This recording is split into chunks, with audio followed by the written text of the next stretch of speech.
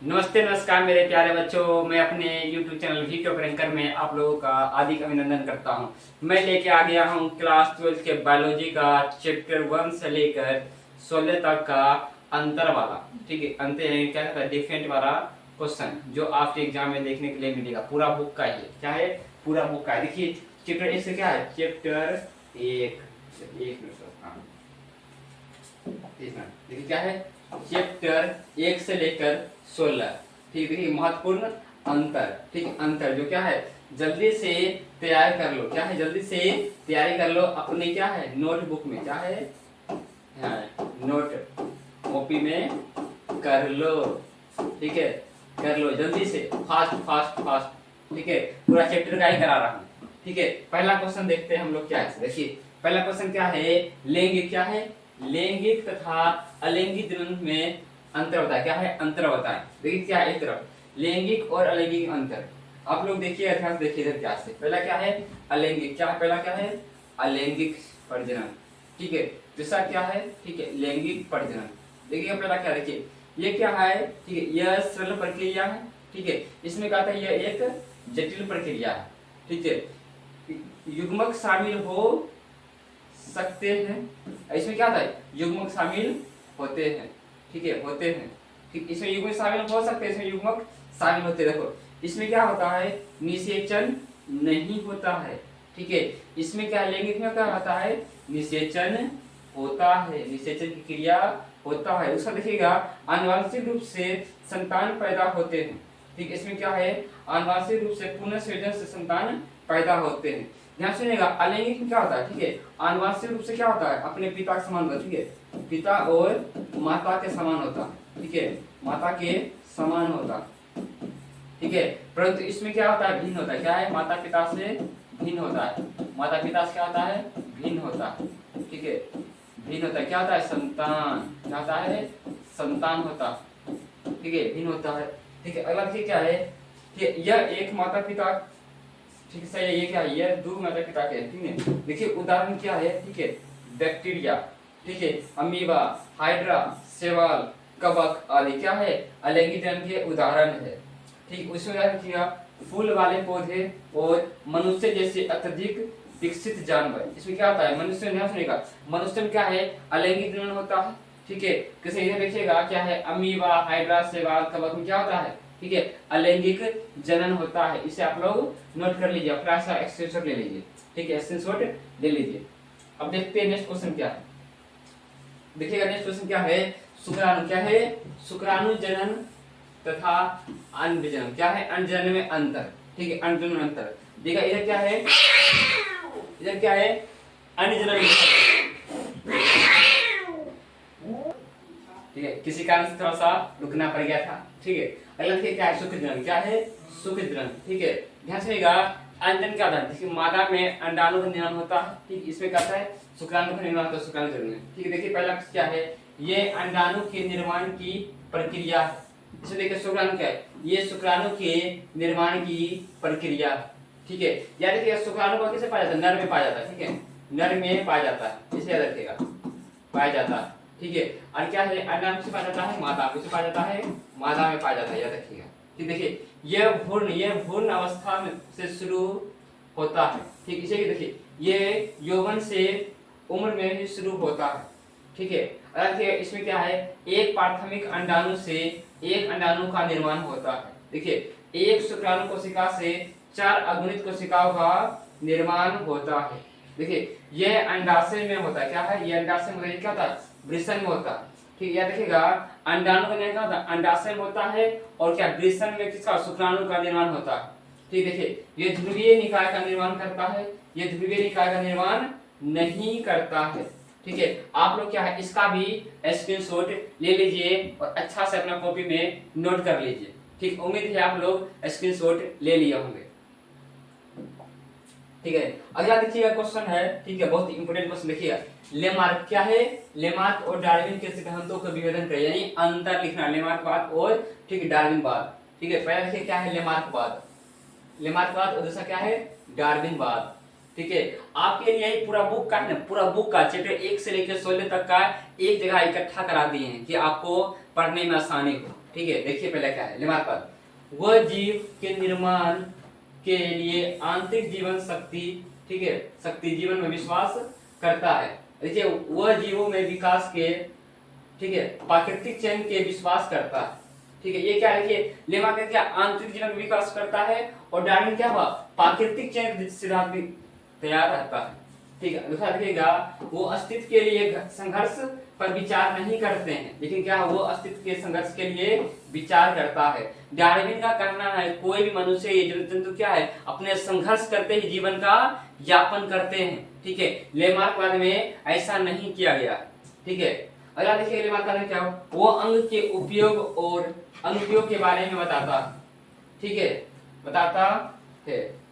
ठीक है, याद रखिएगा, वो इसमें विश्वास नहीं करता। ठीक है, लेमार्कवाद विश्वास नहीं करता। देखिए देखिए, सभी उत्सर्जन लक्षण अगली पीढ़ी को विरासत में मिलते हैं। ठीक है, कहने का मतलब क्या हुआ, लेमार्कवाद ये कर रहे हैं जो लक्षण हमें दिखाई दे रहा है अगला क्या उसमें भी दिखाई देगा, लेकिन क्या है डार्विनवाद में वो किया गया है जो इसका जिस अंग का उपयोग हम नहीं करते वो अगली पीढ़ी में क्या है लुप्त हो जाता है। देखिए लिखा है, देखिए केवल उपयोगी विधियों के ही अगली पीढ़ी का स्थानांतरित होता है। इसका कहने का मतलब ये हुआ जिस अंग का हम उपयोग करते हैं वही अगली पीढ़ी में दिखाई देता है। ठीक है, और लेमार्कवाद में क्या है, जिसका उपयोग करते हैं फिर भी जिसका उपयोग नहीं करते वो भी क्या अगली पीढ़ी में दिखाई देता। देखिए उसमें क्या, उसने डार्विन की तरह कोई मुख्य अवधारणा नहीं दिया। ठीक है, देखिए दो मुख्य अवधारणा सिद्धि शाखा का वंश का प्राकृतिक चयन दिया है।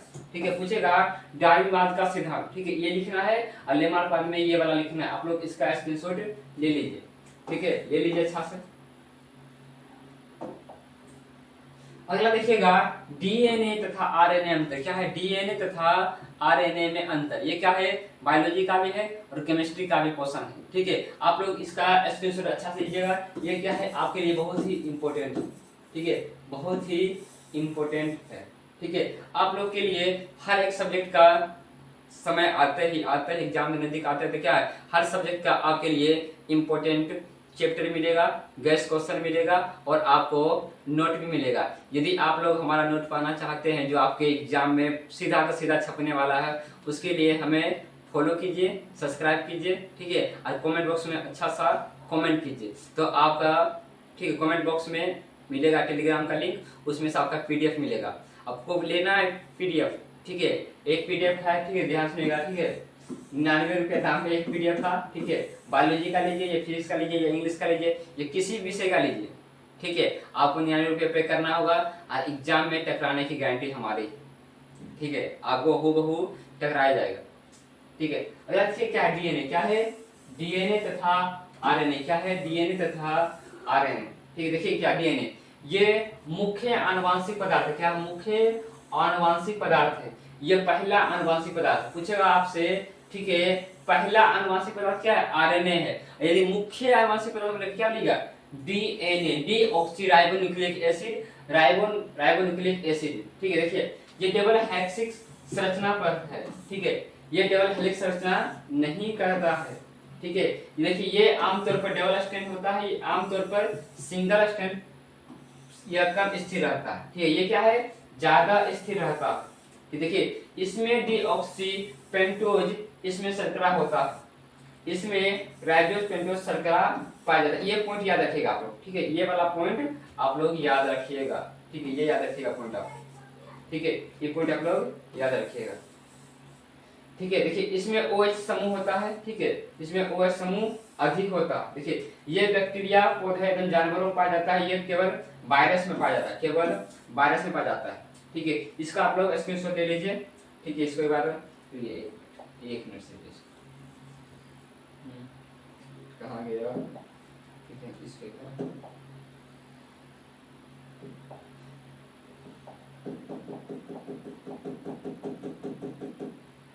ठीक है, इसका आप लोग स्क्रीनशॉट ले लीजिए। ठीक है, स्क्रीनशॉट ले लीजिए। ठीक है, हम साथ जाते हैं। ठीक, अगला देखिएगा। ठीक है, ये वाला क्वेश्चन तो हो चुका है ना, ये हो चुका है।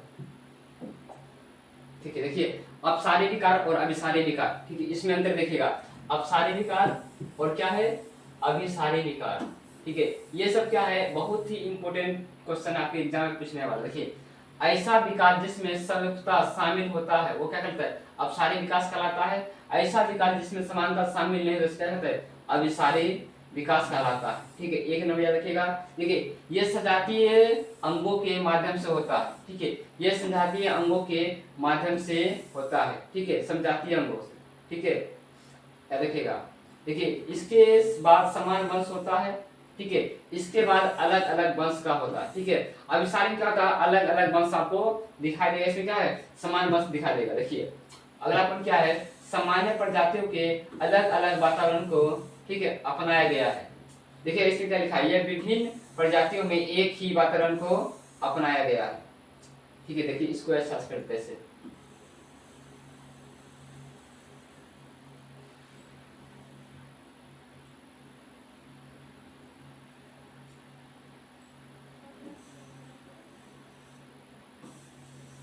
ठीक है, आप सही है। ठीक है, देखिए उदाहरण क्या है, वेल होगा, चमगादड़ होगा, चीता होगा। अगर बात उदाहरण देखिए, ऑक्टोपस होगा और स्तनधारियों की आंख होगा। ठीक है, ये लोग आप लोग को स्क्रीनशॉट ले लीजिए। देखिए अगला क्या है, रामफिटिक्स। क्या है, रामफिटिक्स और क्या है, थायोफिटिक्स में अंतर बताइए। ठीक, देखिए क्या सही है, रामफिटिक्स क्या होता है, ठीक, और क्या है थायोफिटिक्स क्या होता है। देखिए ये मनुष्य जैसा होता है, क्या होता है, ये होता है मनुष्य जैसा होता है, ये अधिक बानर जैसा दिखाई देता है। ठीक है, बानर जैसा। ठीक है, ये देखिए नंबर 2 क्या है, ये मनुष्य जैसा चलता है। ठीक है, ये गोरिल्ला की तरह चलता है। ठीक है, मनुष्य से कैसे गोरिल्ला के अपना ऐसे उठा के चलता है। ठीक है, आप देखिएगा एक YouTube पे हम देखे सर हम कॉमेडी सा कर रहे थे, वो भी हमको याद आ गया, सा हंसी आ गया है। 3 नंबर देखिए, 3 नंबर, ये मनुष्य और पुराने बंदर का सामान्य पूर्वज है। ठीक, देखिए ये मनुष्य और बानरों का सामान्य पूर्वज है। ठीक है, इसका भी आप लोग स्क्रीनशॉट रख लीजिए। अब बताइएगा ये कौन सा चैप्टर का है। ठीक है, कौन सा चैप्टर का है बताइएगा आप लोग। ठीक, बताइए कमेंट बॉक्स में कौन सा चैप्टर का है। ठीक है, इसका आप लोग स्क्रीनशॉट ले लीजिए। अगला देखिए क्या है, एंटीबायोटिक और इंटरफेरोन। क्या है, प्रतिजैविक। क्या बोलते हैं, बोलते हैं प्रतिजैविक बोलते हैं। ठीक है, प्रतिजैविक बोले या एंटीबायोटिक बोले। ठीक है, इसको आप लोग देख लीजिए, थोड़ा सा इसको थोड़ा सा क्या है जूम कर देते हैं। ठीक है, लीजिए इसको थोड़ा सा जूम कर लेते हैं।